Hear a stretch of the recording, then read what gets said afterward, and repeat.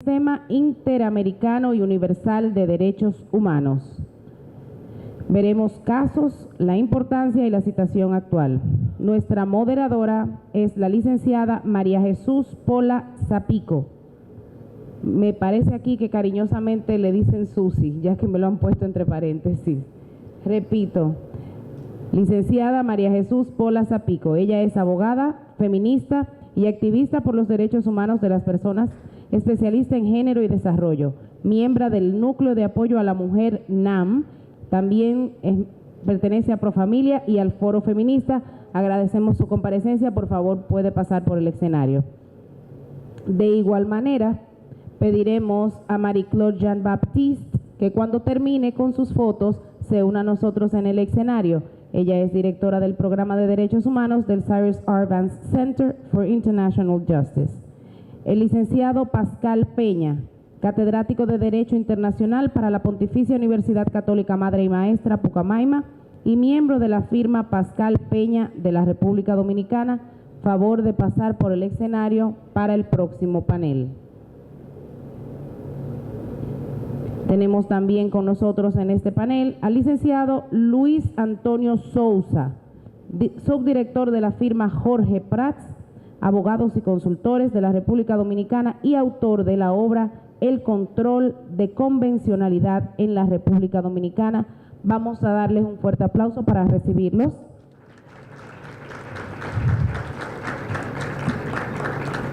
Y vamos a aprovechar la oportunidad para darle un ratito más a Mary Jean, a recordarles a ustedes que este evento ha sido posible por la coordinación de la Fundación Pro Bono República Dominicana, el Cyrus R. Vance Center for International Justice, la Fundación Pro Bono Chile, en el marco de la Red Pro Bono Internacional y en conjunto con el Instituto Dominicano de Derecho Constitucional. Nuestros patrocinadores son el Banco Popular Dominicano, Latin Lawyer, Hedrick Rizik Álvarez y Fernández, Jorge Prats Abogados Consultores, Metaldom, JCP, Jiménez Cruz Peña Abogados, Cemex Dominicana, la Universidad Nacional Pedro Enrique Sureña, licenciado Jorge A. López Hilario Abogados Consultores, Cervecería Nacional Dominicana, la Facultad de Ciencias Jurídicas y Políticas de la UAS, el Grupo Falcondo, Central Romana Corporation, Ayuntamiento de Santo Domingo Este e Inversiones Taveras. Ahora sí, yo creo que ya tenemos el panel completo. Podemos darle la palabra a la licenciada María Jesús Pola Zapico, quien será nuestra moderadora.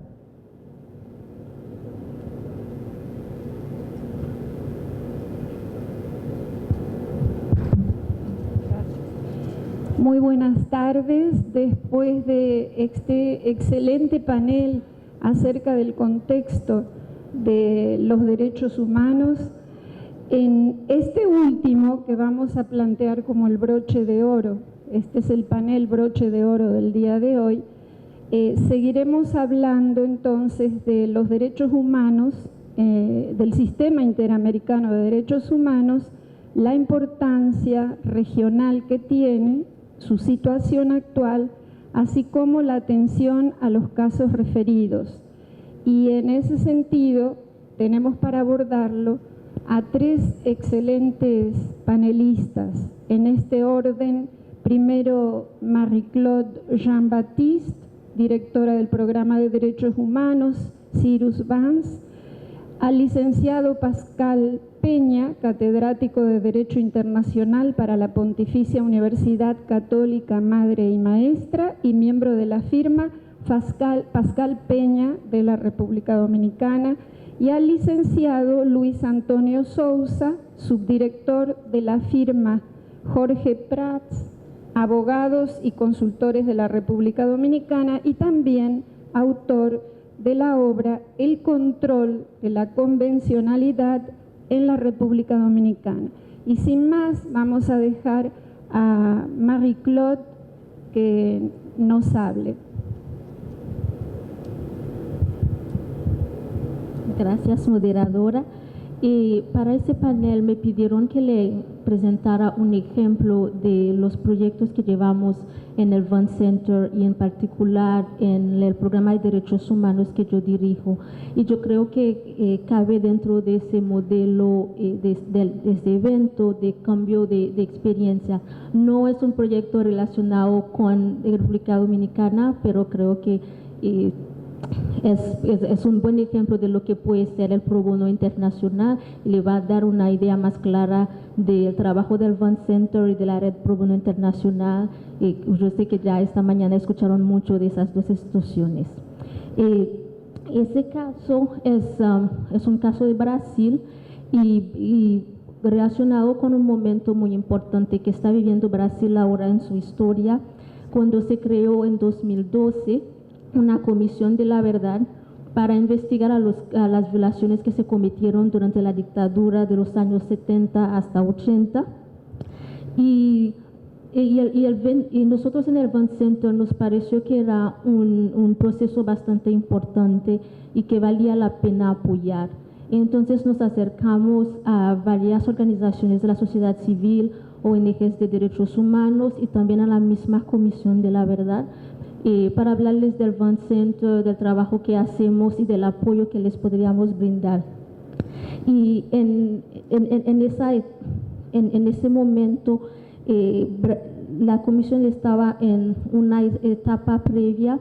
La Comisión de la Verdad había sido un resultado de un trabajo de muchos años que llevaba la sociedad civil, los grupos de víctimas de la dictadura, pero lamentablemente al establecer la comisión y en la primera etapa de su funcionamiento no había mucho intercambio, mucha participación de la sociedad civil y al contrario había mucha tensión, había una relación muy hostil entre la comisión y la sociedad civil. Y a nosotros nos pareció que podría ser interesante que una organización como el Van Center y el Colegio de Abogados de Nueva York ofrecerles un espacio para que se pueda crear esa discusión, resolver las diferencias, y decidimos, y tanto la Comisión de la Verdad como las organizaciones estaban de acuerdo, y nosotros decidimos organizar una conferencia en Nueva York que era un foro neutral y para que pueda haber esa discusión, esa conversación, ese intercambio. Y se llevó a cabo en diciembre de 2013 en el Colegio de Abogados de Nueva York y participaron representantes de la Comisión de la Verdad, de organizaciones internacionales que trabajan el tema en Brasil, pero también de organizaciones locales de Brasil, representantes de víctimas. Y fue una experiencia muy positiva y además de crear ese espacio de debate respetuoso, fructífero entre la comisión y la sociedad civil, también fue una ocasión de crear conciencia de este proceso que se estaba llevando a cabo en Brasil. En Estados Unidos, Nueva York en particular y toda la zona este, hay una gran población de brasileños, la mayoría de ellos exiliados durante la época de la dictadura, que participaron en el evento y aprovecharon también para hacer una disposición con la comisión, porque la comisión también lo que está haciendo es colectar testimonios de personas que fueron víctimas de la dictadura, y como esas personas viven en Estados Unidos no podrían presentarse ante la comisión aprovechó el hecho de que estaban en Nueva York para ese evento para encontrarse con esas víctimas. Y además de eso nosotros había mucho más que podríamos hacer, y trabajamos con una ONG basada en Río que se llama el Instituto para el Estudio de la Religión, que había elaborado mucho en las etapas iniciales de la creación de la Comisión de la Verdad y que había creado un proceso de monitoreo del trabajo de la comisión. Y ellos nos preguntan, yo creo que en la época ellos estaban publicando informes 3 veces al año para darle a conocer a la sociedad brasileña lo que estaba haciendo la comisión, hacer recomendaciones y una crítica constructiva también del trabajo de la comisión. Y en esa época habían unos temas bastante controversiales que la sociedad civil quería que la comisión pudiera analizar, pero ellos se preguntaban, pero ¿cuál es la mejor manera de abordar a la comisión y hacer que se incluyan esos temas en el trabajo de la comisión? Y nosotros hicimos con una firma de abogados de Estados Unidos, trabajamos en un estudio comparado de cómo comisiones de la verdad en otros países de Latinoamérica, Argentina, Guatemala, Perú, pero también de África, como en Sudáfrica y también en Liberia, habían tratado esos temas y de ahí sacar recomendaciones y sugerencias para la Comisión de la Verdad en Brasil. Eso fue un proyecto bastante exitoso, se incluyó en el informe de ellos unas recomendaciones bastante interesantes, innovadoras para la Comisión de la Verdad y algunas de ellas se adaptaron, que la Comisión creó nuevos grupos de trabajo para conocer de esos temas. Y nosotros ahora seguimos monitoreando el trabajo de la Comisión, cuyo informe final se debería publicar en diciembre de ese año. Y también estamos trabajando con la sociedad civil en Brasil, con esta organización y otros, para ver qué más recomendaciones podemos hacer a la Comisión en esas últimas etapas de su trabajo. Y eso es un ejemplo interesante de cómo una organización que hace pro bono se acerca a la persona que necesita la ayuda pro bono. No es en todo caso que la víctima o el cliente viene hacia el clearinghouse o la firma de abogados, como decía Paula, pero yo creo que ese modelo es bastante interesante de a veces poder nosotros también hacer un monitoreo y ver que hay una situación que bastante importante, que el pro bono puede aportar, podemos apoyar a las organizaciones locales que están trabajando en ese contexto y acercarse a ellos, ofrecer el pro bono y tener resultados positivos, como en el caso de la Comisión de la Verdad en Brasil. Gracias. Muchas gracias, Marie-Claude, por compartir con todas y todos esta experiencia de la utilización de los mecanismos que tenemos en la región. Sobre todo lo importante es el acercamiento, que significa la práctica pro bono, el acercamiento a las personas que lo necesitan, a los grupos, y el haber conseguido esa participación de la sociedad civil, de organizaciones internacionales y nacionales. Muy interesante, muchas gracias. Entonces vamos a seguir con Pascal Peña, que nos va a traer su discurso ahora. Gracias, Susi. Muy buenas tardes a todos.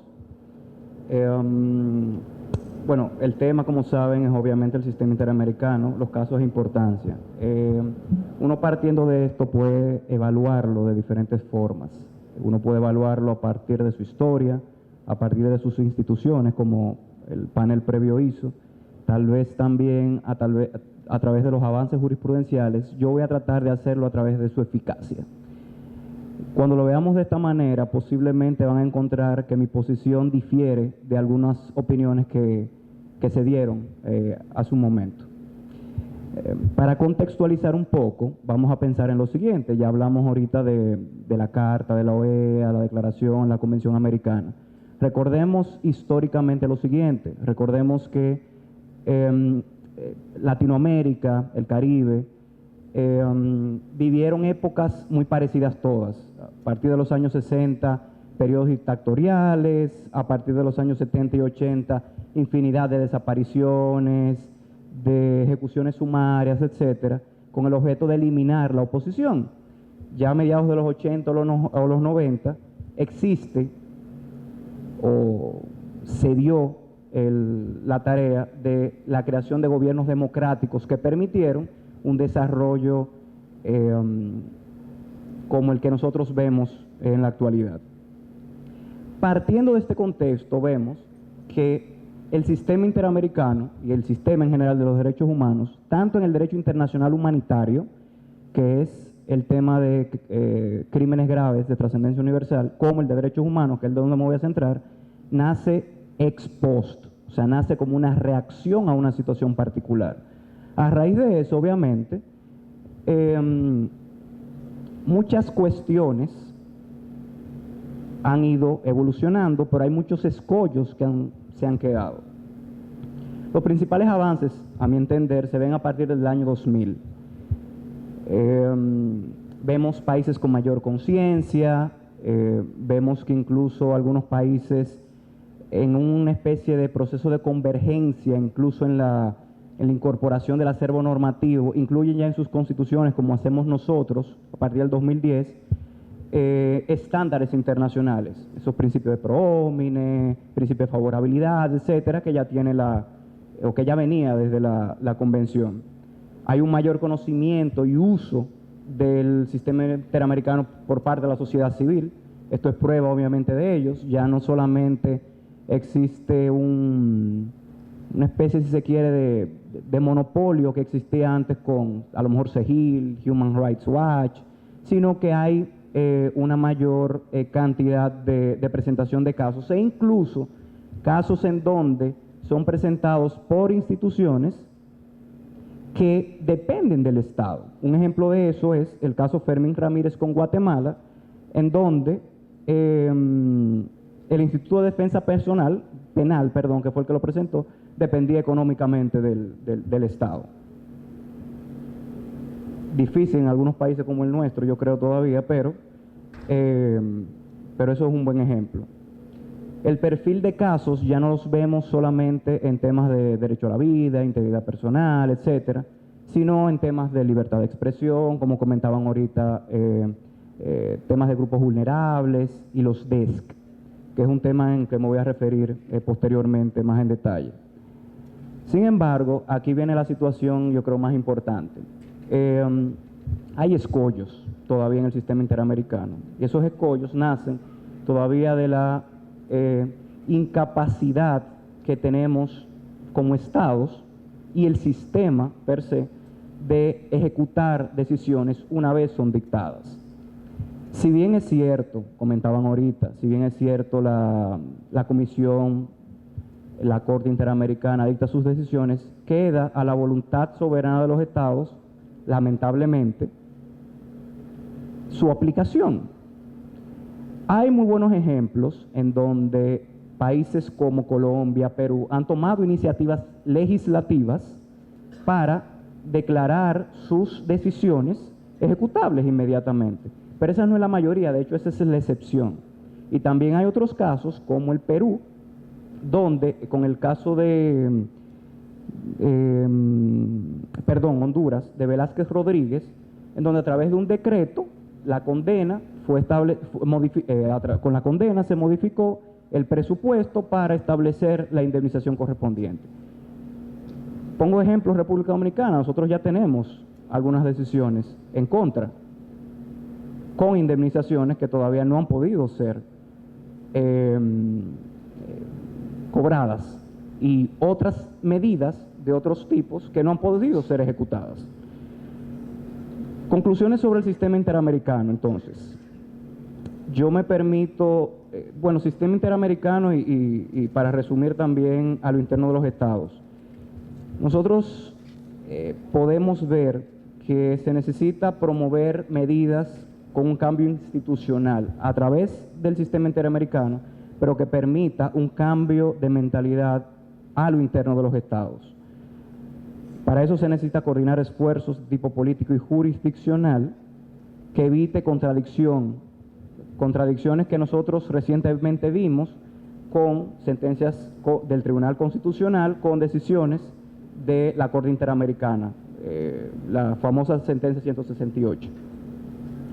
Asimismo, promover medidas de cambio institucional a través de medidas de no repetición, Esto obviamente no tiene un vínculo directo a través de la víctima, pero hace ese trabajo preventivo que evita obviamente nuevas violaciones respecto a algunos tipos particulares, a través de, obviamente, de campañas de educación, cambio cultural, etcétera. Muy importante me parece que es la posibilidad de crear alianzas estratégicas que tal vez existen, pero no han llevado a una implementación, una ejecución tal. Alianzas estratégicas entre la Corte Interamericana y la Comisión con las Cortes Supremas o las Cortes Constitucionales de nuestros países. Esto permitiría eventualmente, fuera obviamente de que tengan la posibilidad de interpretar como así lo decidan, pero podrían facilitar al momento de aplicar su control de convencionalidad, tema que va a explicar, entiendo, mi amigo y colega Luis Sousa, evitar, repito, contradicciones como la que nosotros vivimos. Hay algunos temas que a mí me parecen interesantes ya mencionar para concluir, que quedan tal vez como un sueño de mi parte, un sueño en espera de que el sistema interamericano se desarrolle o camine hacia esos niveles. Ahorita mencionaban o comparaban la Corte Interamericana con la Corte Europea. La Corte Interamericana, como ustedes saben, no sesiona de manera permanente. Tiene, si no me equivoco, 15 abogados. La Corte Europea tiene 120 y sesiona de manera permanente. Es imposible conocer con la eficiencia y con la cantidad de casos que se puedan presentar actualmente bajo este sistema. Tal vez la posibilidad de crear un fondo permanente para víctimas. Si no lo hacemos a lo interno de los estados, que es posible hacerlo, pero repito, ahí viene la voluntad política, tal vez hacerlo a través del propio sistema interamericano.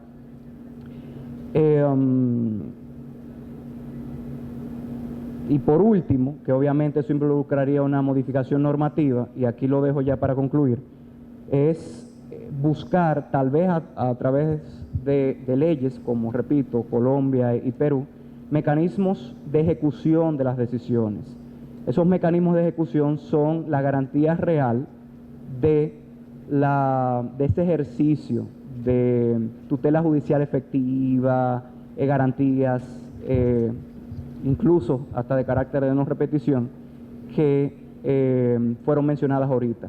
Hasta que eso no se vea, nosotros vamos a estar sometidos a un sistema, este sistema Corte Interamericana, en donde habrán decisiones, pero esas decisiones, una vez sean dictadas, y repito, en el caso de la República Dominicana, perteneciendo al bloque de constitucionalidad, etcétera, sin una ejecución formal y, por tanto, sin la reparación debida de cada una de las víctimas. Quedo de ustedes. Gracias. Muchas gracias, Pascal, que nos propone una evaluación a través de la eficacia del sistema y nos da las ventajas del conocimiento desde la sociedad civil del propio sistema. Sin embargo, nos deja un saborcito amargo con los desafíos que tenemos por la incapacidad, sobre todo de los estados, de ejecutar las decisiones, a pesar de que hay iniciativas legislativas en algunos estados, pero son excepcionales, es lo que desearíamos para nosotros también. El sistema muestra, dice Pascual, una necesidad de coordinar y de hacer alianzas y esfuerzos para poder cambiar. Muchas gracias. Y ahora vamos entonces a oír a Luis Antonio sobre la convencionalidad. Muchísimas gracias, agradeciendo de antemano el honor que es yo estar aquí y compartir con todos ustedes, compartir con estos paneles de expertos de altísima categoría y, claro que sí, con mi profesor y amigo Pascal Peña. Habiendo dicho esto y teniendo ya un background bastante bueno sobre en qué consiste el sistema interamericano de los derechos humanos, ahora me toca a mí la tarea de explicar un poquito, en este breve tiempo que tengo, sobre el control de convencionalidad. Sabemos que la tarea principal de la Corte Interamericana es precisamente velar por el efecto útil de la Convención Americana, la protección de esas disposiciones que allí se encuentran y que los estados parte de dicha convención deben de respetar y aplicar. Esa es la función original de lo que es la Corte Interamericana. Y esto es precisamente el control de convencionalidad, de manera muy básica y sencilla. ¿Dónde está el detalle? El detalle inicia en el año 2006, cuando este control de convencionalidad ya no solo es tarea de los jueces que forman parte de la Corte Interamericana, sino que ahora es una obligación de los jueces y demás autores y autoridades del Poder Judicial de aquellos estados parte de la Convención Americana. Todo esto empieza en el año, relativamente hace muy poco, en el año 2006, con una sentencia que es la sentencia relativa al caso Almonacid Arellano. En esta sentencia se habla que los jueces de aquellos estados parte de la Convención Americana deben de ejercer una especie de control de convencionalidad. Se habló ahí de manera un poquito vaga, pero en el mismo año 2006, pero en otra sentencia de otro caso, que es el caso de los trabajadores cesados del Congreso, ya se habla de manera concreta de que ex oficio los jueces que integran el Poder Judicial de aquellos estados parte de la Convención Americana deben de ejercer no solo, por supuesto, un control de constitucionalidad, sino también un control de convencionalidad. ¿En qué consiste el control de convencionalidad? Simplemente es analizar si las normas de aquel estado parte armonizan con las disposiciones de la Convención Americana. En otras palabras, que la norma interna no contradiga el espíritu, la letra de la Convención Americana. Pero no solo eso, dentro del control de convencionalidad se agregan otros elementos que los jueces de los estados parte deben de tomar en cuenta. Otro elemento es la jurisprudencia de la Corte Interamericana. Los jueces de los estados parte, digo, no solo los jueces, porque la jurisprudencia ya ha ido avanzando y desarrollando y ampliando el espectro del control de convencionalidad. Ya no son solo los jueces de aquellos estados parte, sino la administración en general. Las autoridades públicas del Estado deben de ejercer, en la medida en que sus funciones lo permitan y lo ameriten, un control de convencionalidad. El asunto es que no son solo las disposiciones, sino también la jurisprudencia de la Corte Interamericana. Y también otros instrumentos sobre derechos humanos entran dentro de lo que es el parámetro del ejercicio del control de convencionalidad. Es decir, el Estado parte de la Convención Americana debe, primero, respetar la Convención, aplicar y respetar las decisiones emanadas de la Corte Interamericana, es decir, su jurisprudencia, y tomar en cuenta, respetar y aplicar los demás tratados internacionales que conforman lo que hoy se conoce como el Sistema Interamericano de los Derechos Humanos. ¿Por qué? ¿Por qué es necesario? ¿En base a qué se debe de ejercer el control de convencionalidad? Es muy sencillo y se relaciona muy bien con algunas de las preguntas que le realizaron al panel anterior. Básicamente, todo esto se origina en virtud del principio de pacta sunt servanda y el principio de que los estados que forman parte de tratados internacionales no pueden escudarse detrás de su normativa interna para desconocer la normativa internacional. Es decir, el principio de pacta sunt servanda, se puede encontrar en el artículo 26 de la Convención de Viena del 69 sobre tratados internacionales, y en el artículo 27 del mismo tratado, referente a que los estados partes no pueden desconocer, escudándose en sus disposiciones internas, las disposiciones reconocidas en tratados internacionales. Pero la República Dominicana tiene un elemento distintivo en base a la cuestión del ejercicio del control de convencionalidad. y es que en la Constitución Dominicana, específicamente en sus artículos 26 y en su artículo 74.3, se reconoce primero en el 26 que los tratados internacionales son aplicables en el derecho interno, o sea, son considerados parte de la normativa interna. Pero en el 74.3 de nuestra Constitución establece de manera escrita y muy concreta y explícita que los tratados sobre derechos humanos tienen rango constitucional. Es decir, que una violación a la Convención Americana, una violación a la jurisprudencia o un desconocimiento de la jurisprudencia de la Corte Interamericana, o una violación de aquellos otros tratados internacionales que formen parte del sistema interamericano sobre derechos humanos, es automáticamente una violación a la Constitución Dominicana. Y esto se reafirma también en la Ley Orgánica del Tribunal Constitucional y los procedimientos constitucionales, específicamente en su artículo 6. Su artículo 6 reconoce como una violación al bloque de constitucionalidad el hecho de, precisamente, desconocer las disposiciones contenidas en los tratados internacionales sobre derechos humanos. Algo así es que dice, no lo voy a leer textualmente. Esto es muy importante, principalmente en la cuestión relativa al derecho al acceso a la justicia, que es precisamente el tema fundamental de este Congreso Pro Bono, acceso a la justicia. ¿Por qué? Porque los jueces en la República Dominicana deben de condicionarse ¿a qué? Al estándar ya establecido por la Corte Interamericana en virtud en cuanto al derecho al acceso a la justicia. Pero esto ya ha ocurrido en la República Dominicana. Aunque ustedes no lo crean, la República Dominicana ha ejercido más de una vez el control de convencionalidad. Esto no es algo nuevo. Recuerden ustedes una sentencia de la Suprema Corte de Justicia del año 99, en la cual de manera pretoriana se implementó, se estableció el procedimiento de la acción de amparo.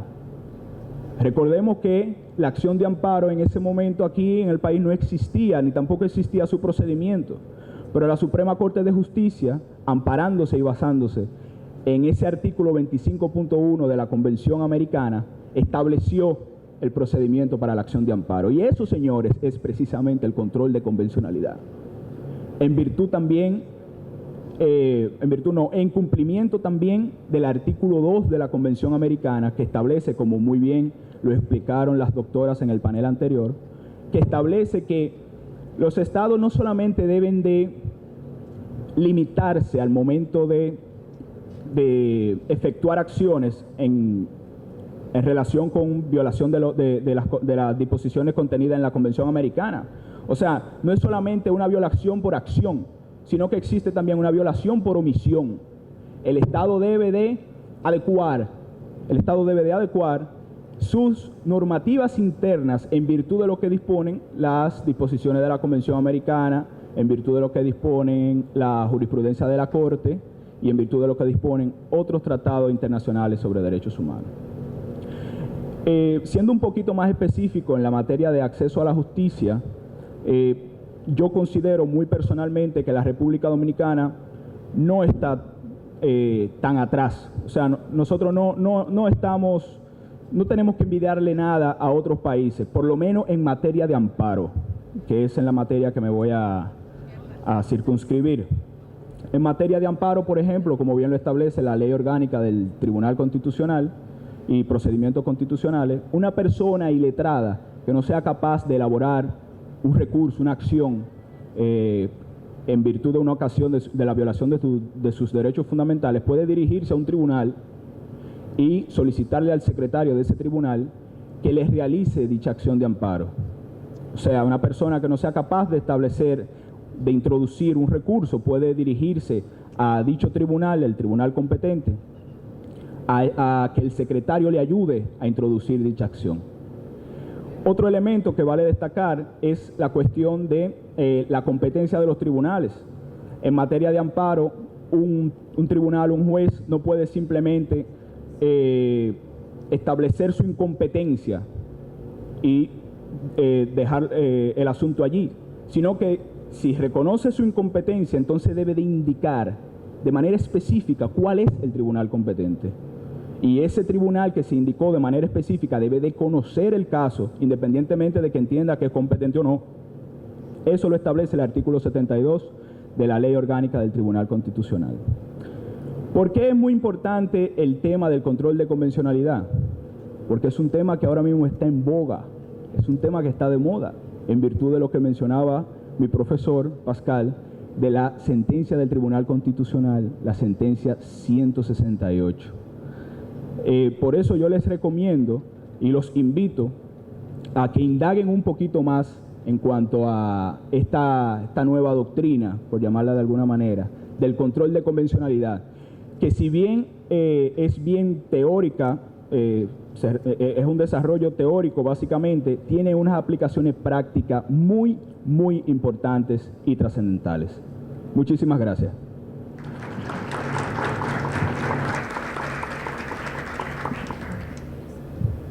Muchas gracias, Luis Antonio, que a través de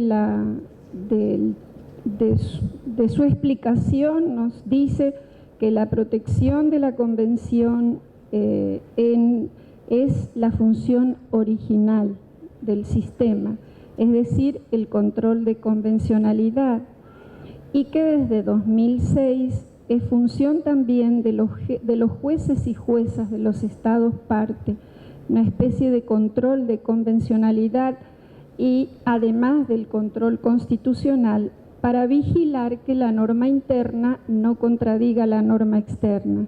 Luego, Luis Antonio nos explica cómo en la República Dominicana el tema está en boga a partir de la sentencia 168 del Tribunal Constitucional y nos invita entonces a ver esta teoría que en realidad es mucho más práctica de lo que creemos. Muchas gracias, Luis Antonio. Y con esto finalizamos el panel. Yo personalmente quiero apoyarme en el saludo que hizo Luis Antonio a su profesor y decirles que profesores y profesoras, de verdad que es la carrera más gratificante o el trabajo más gratificante, porque tenemos muchas ventajas, porque alumnos y alumnas siempre va a haber que nos quieran como tú quieres a tu profesor. Y en el caso mío yo quiero recordar entonces a Eduardo Jorge Prat, que fue un alumno muy querido mío y por el cual yo salí esta mañana de Santiago, vine y esperé todo el rato para estar con ustedes ahora, así que a él no está aquí, pero le mando un abrazo. Y me siento muy gratificada personalmente por ver tantas personas jóvenes envueltas en una práctica tan solidaria como es la práctica pro bono. Es excelente para mí, he venido, realmente me voy muy llena de gratificación.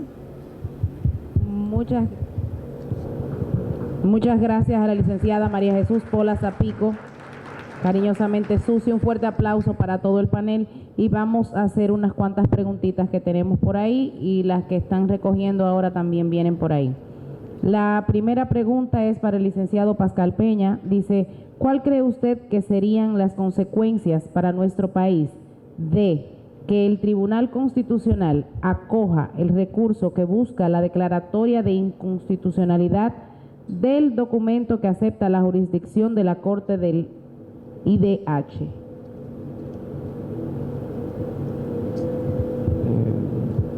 Eso es una pregunta interesante que me han hecho. Yo de primera mano entiendo que eso no va a suceder. Entiendo que el tribunal no deberá abocarse a esa decisión de declarar la inconstitucionalidad del decreto por la... Ahora, de hacerlo, quiero aclarar algo, de hacerlo, de todos modos, en el hipotético y para mí imposible caso de hacerlo, ya han habido decisiones y ya han habido consecuencias jurídicas derivadas de una relación que no pueden omitirse. Es exactamente la misma situación, y si se quiere aquí lo pienso, y pongo el símil, que sucedió con Venezuela, lo mencionaron ahorita. Venezuela, a partir de que denunció la convención, creo que 10 de septiembre del 2012 o 2013 dejó de pertenecer. Sin embargo, antes de eso se presentaron casos y antes de eso se tomaron decisiones. Sería exactamente la misma situación. Aquí no se puede pensar que algunos, he visto en los medios de comunicación y algunos opinando, que habría una posición retroactiva y de que los efectos entonces sería básicamente eliminar eso. Eso no va a suceder. Básicamente es eso. Muchas gracias. La próxima pregunta es para el licenciado Luis Antonio Sousa y dice, vamos a ver si yo puedo interpretar esto aquí.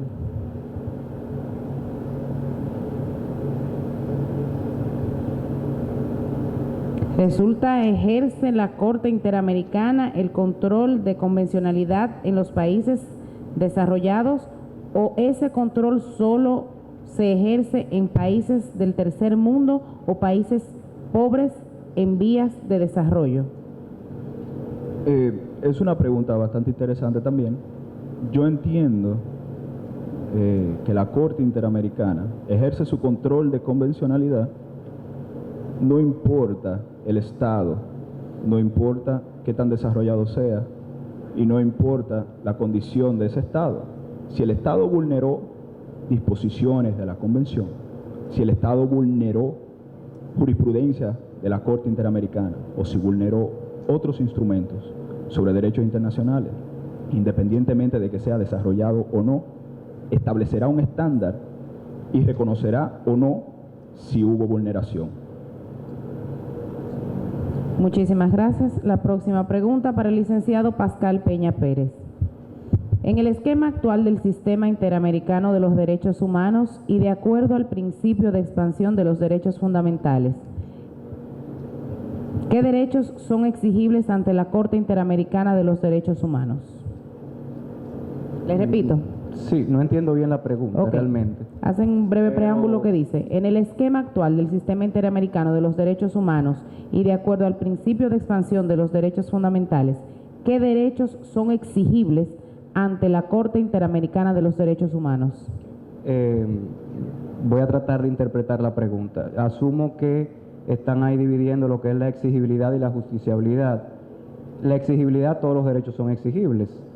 Usted tiene un instrumento que indica que usted tiene tal derecho. Ahora, no todos son justiciables. Y aquí un tema que creo que olvidé tratar ahorita en mi exposición es que en el caso de los DESC, de los económicos, sociales y culturales, deben ser tomadas otras medidas ya a lo interno y dentro del sistema interamericano para que eso suceda. O sea, teóricamente usted tiene muchos derechos, pero pragmáticamente no todos son justiciables. Entiendo y espero haber respondido a la pregunta, sino que por favor la aclaren un poquito. Bueno. De nuevo, otra pregunta para usted. Dice, ¿considera que la Corte es influenciable o por el contrario, son los estados los... No. ¿Considera que la Corte es infuncional o por el contrario son los estados los que no funcionan, toda vez que sin fin y si al caso, no así cumpliendo las sentencias?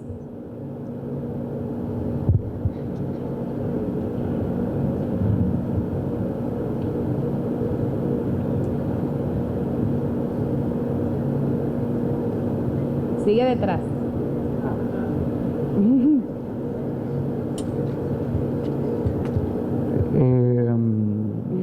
Interpretando la letra,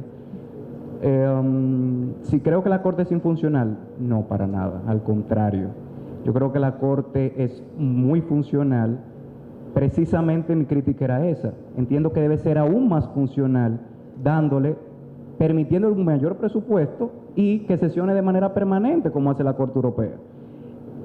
De ahí a que, y eso es diferente, de ahí a que las sentencias sean ejecutadas, eso no debe ser parte tampoco de las funciones formales de la Corte. Yo cuando hablaba de las ejecuciones de las decisiones, lo hablaba en cuanto a la eficacia real del sistema interamericano. La Corte Interamericana hace su trabajo, lo está haciendo muy bien.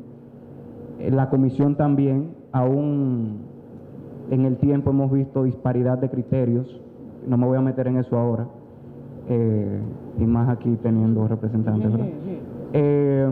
Disparidad de criterios en algunos temas, pero sí, para mí es completamente funcional, debe ser aún más funcional, y para ello los estados deberían darle la oportunidad a la Corte, ya viendo voluntaria y soberanamente darle competencia, por ejemplo, contenciosa a la Corte, pues aplicar eso. O sea, se le dio ya esa máxima interpretación de la Convención, pues permitamos a la Corte hacerlo. Ese es mi comentario. Para variar, otra pregunta para el licenciado Pascal Peña. Dice aquí, ¿cómo evaluar la intervención del Sistema Interamericano de Derechos Humanos en el desarrollo democrático en nuestros países latinoamericanos y en el Caribe y sus imposiciones? Excelente pregunta, y uno podría tomarse, yo creo, todo un panel con respecto a eso. Yo creo que el sistema interamericano permitió, y por eso yo hacía ese contexto histórico, permitió que las cosas cambiaran. Esos famosos decretos, leyes de amnistía que se dieron en su momento, luego de esas grandes dictaduras en donde se cometieron asesinatos, situaciones como esa demuestran la funcionalidad, concatenándolo con otra pregunta, de la Corte, permitiendo que a la fecha no quedaran impunes, sino queden impunes situaciones como esas. Temas de desapariciones forzadas. Tema de desapariciones forzadas, todos sabemos, conocemos el tema de la Convención, no se evalúa como tal, pero sí los efectos. Esos temas hacen que nuestros estados, directa o indirectamente, algunos incluso de manera muy particular, modificando leyes, constituciones, modifiquen toda su estructura en algunas ocasiones, y hasta a través de medidas, como yo mencionaba ahorita, que podrían ser hasta de carácter preventivo, cambien la forma de ver de hechos de carácter históricos y culturales. Muchísimas gracias al doctor Pascal Peña. Queremos agradecer a nuestra moderadora, nuestra muy especial moderadora, la licenciada María Jesús Pola Zapico. Queremos agradecer también a Marie-Claude Jean-Baptiste por su presencia, y de igual manera queremos agradecer encarecidamente al licenciado Luis Antonio Sousa por su comparecencia en este panel. Vamos a despedirles con un fuerte aplauso. Y por favor, vamos a pasar aquí a la valla de nuestros patrocinadores a hacer la foto oficial del evento. Y de manera inmediata recordamos que quienes quieran hacerse una foto con nuestros panelistas pueden pasar de manera discreta por el lado izquierdo en este momento. De inmediato vamos a pasar a lo que es la ceremonia de la firma, declaración de trabajo pro bono para el continente americano. Queremos pedir por favor a las siguientes personas que pasen al escenario para que sean testigos de esta firma. Licenciado Teófilo Rosario Martínez, presidente de la Fundación Pro Bono RD.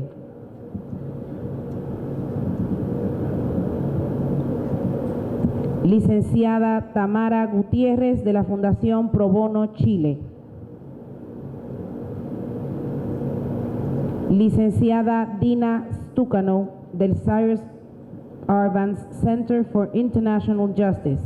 Por favor, pasen por el escenario para fungir como testigos de esta firma.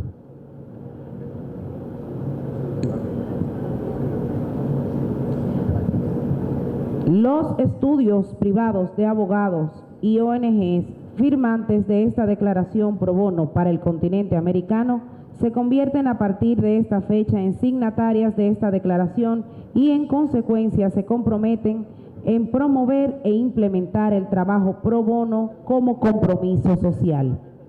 Estas firmas y ONG son las siguientes. Por la firma Estrella y Tupete Abogados, tenemos con nosotros y le pedimos pasar por el escenario a la doctora Giselle López Valdera. Giselle López Valdera es licenciada en Derecho Magna Cum Laude de la Pontificia Universidad Católica Madre y Maestra.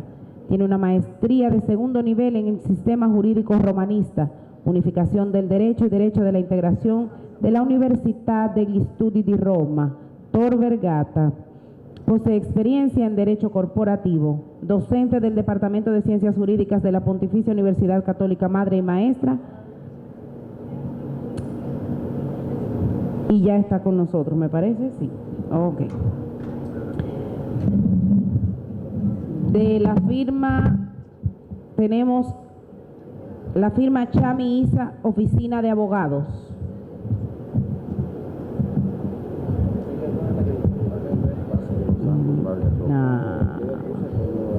Perdonen.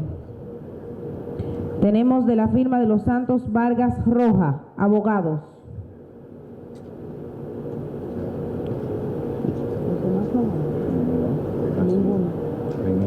Ok. De la Fundación Jurídica en Defensa del Consumidor, FUNJUDECO, tenemos a su presidente, el licenciado Marcos Jesús Colón Arache. Favor de pasar por el escenario. En representación del Ateneo Dominicano tenemos al licenciado Henry Mejía. El licenciado Mejía es presidente de la firma Mejía Consultores y Abogados, presidente del Ateneo Dominicano, juez de la Junta Central Electoral, es vicepresidente de la Cámara de Cuentas, exdiputado de la República y exsecretario general del Colegio de Abogados de la República Dominicana. Favor de pasar por el escenario.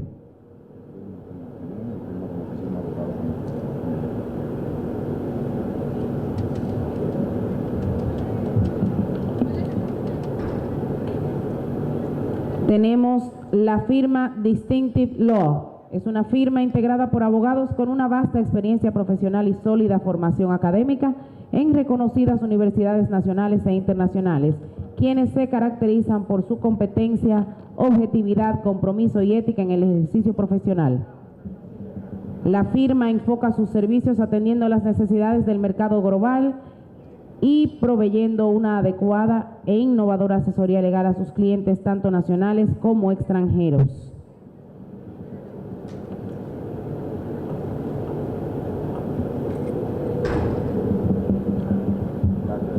Inmediatamente procedemos a leer la declaración pro bono para las Américas. Considerando que el acceso a la justicia en todas sus modalidades y a la asesoría legal son esenciales para la sociedad democrática. Considerando que los recursos estatales y los de las entidades no gubernamentales son insuficientes para atender las necesidades legales básicas de personas pobres en situación de vulnerabilidad social o marginadas, las que con frecuencia quedan sin solución. Considerando que, en consecuencia, no todos los miembros de la sociedad tienen un adecuado acceso a la justicia ni asistencia legal efectiva, y esto es especialmente cierto para personas o comunidades menos privilegiadas de la sociedad.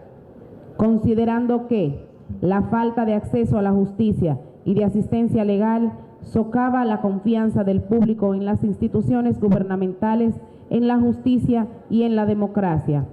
Considerando que la profesión legal tiene un rol privilegiado y está posicionada de manera única en materia de acceso a la justicia y tiene la responsabilidad, los medios y la oportunidad de promover un sistema legal justo y equitativo, así como el respeto por los derechos humanos y constitucionales en colaboración con el Estado, el Poder Judicial y las organizaciones no gubernamentales. Considerando que existen tradiciones a lo largo del continente americano y nuevos esfuerzos en varios países, incluyendo colaboración entre asociaciones o colegios de abogados, firmas de abogados privadas o de interés público, facultades de derecho, fundaciones, entidades gubernamentales y organizaciones no gubernamentales para promover soluciones a estas necesidades legales, considerando que un movimiento concertado a lo largo del continente americano para promover el acceso a la justicia a través del trabajo pro bono fortalecería el compromiso de la profesión legal con la democracia y el servicio público. Nosotros, los abajo firmantes, declaramos solemnemente nuestro compromiso con el trabajo pro bono, manifestando lo siguiente. Los abogados tienen la responsabilidad de prestar servicios legales pro bono. Esta responsabilidad se deriva de la función de la profesión en la sociedad y de su compromiso implícito con un sistema legal justo y equitativo. Pro bono se deriva de la frase latina pro bono público, que se refiere a acciones realizadas por el bien público. Para los propósitos de esta declaración, pro bono significa prestar servicios legales gratuitamente o sin la expectativa de recibir pago, y que benefician principalmente a personas o comunidades pobres o menos privilegiadas y a las organizaciones que los asisten. Estos pueden incluir la representación y asesoría de personas, comunidades u organizaciones en temas de interés público, que de otra manera no las obtendrían de una manera efectiva. Además, los servicios legales pro bono también pueden beneficiar a instituciones cívicas, culturales y educativas que sirvan al interés público y que de otra manera tampoco obtendrían representación y asesoría efectiva. Los servicios legales pro bono deben ser prestados con la misma calidad profesional con que se prestan los servicios remunerados y en cumplimiento de las normas y estándares éticos aplicables. La efectiva prestación de servicios legales pro bono requiere de cooperación entre diversos actores de la comunidad legal, incluyendo colegios de abogados, firmas de abogados, facultades de derecho, fundaciones, entidades gubernamentales y entidades no gubernamentales. Nosotros, los abajo firmantes, en concordancia con nuestro respectivo rol dentro de la profesión legal, nos comprometemos a realizar acciones concretas tendientes a mejorar la representación y asesoría legal efectiva para personas o comunidades pobres en situación de vulnerabilidad social o marginadas. Potenciar un amplio y efectivo acceso a la justicia en todas sus modalidades y a la asistencia legal efectiva para las personas o comunidades que no lo tienen. Aportar anualmente un mínimo de 20 horas o 3 días de servicios legales pro bono por abogado individual o en promedio en caso de firmas, instituciones o grupos de abogados. Este aporte mínimo se deberá alcanzar dentro del tercer aniversario de firmada esta declaración. Fortalecer el compromiso de la profesión a la provisión y expansión de servicios legales pro bono, enfatizando su importancia y su práctica en la educación legal. Apoyar la constitución, desarrollo y funcionamiento de organizaciones no gubernamentales dedicadas a la prestación de los servicios legales de interés público y propugnar y promover entre los abogados el reconocimiento y la promoción de los servicios legales pro bono como parte integral de los estándares y obligaciones éticos de la profesión. Esta declaración no pretende modificar o derogar ninguna legislación, resolución o código de ética existente en alguna jurisdicción, firma o institución que establezca un régimen más favorable a la prestación de los servicios legales pro bono. Esta declaración entró en vigencia a partir del día 1 de enero del 2008. Señoras y señores, de esta forma concluye la jornada del día de hoy. Esperamos volverles a ver mañana, temprano, a partir de las 8:30 de la mañana. A partir de las 8, perdón. Gracias por haber estado aquí hoy día con nosotros. Entiendo que el día ha sido bastante enriquecedor y entendemos que el día de mañana lo será también. Gracias por haber estado con nosotros.